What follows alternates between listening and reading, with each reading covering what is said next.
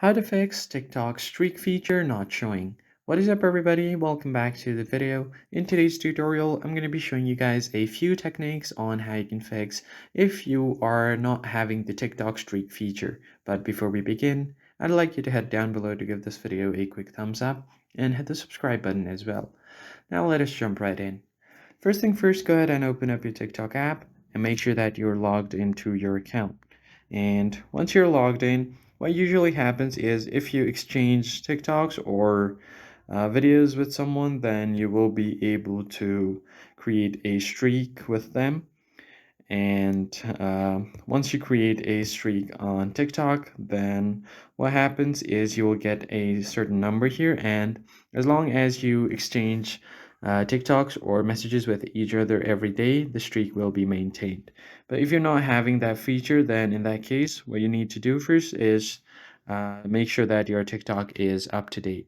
Head over to your profile and simply search for TikTok and make sure that there is no update option available like this one. And if there is, you could just tap on this update option to update the app to its latest version.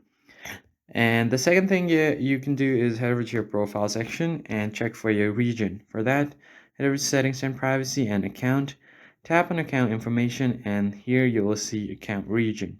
What you're going to want to do is change your region to a country where this feature might be available and select it from here. And after doing so, if it's still not showing you the feature, then in that case, you're going to have to report a problem. So just tap on report a problem.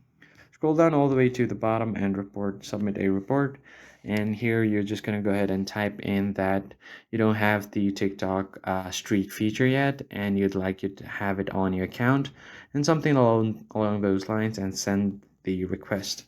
After TikTok's customer support reach out to you, you just have to follow the instruction, and that's it. I hope you found this tutorial helpful, and I'll see you guys on the next one.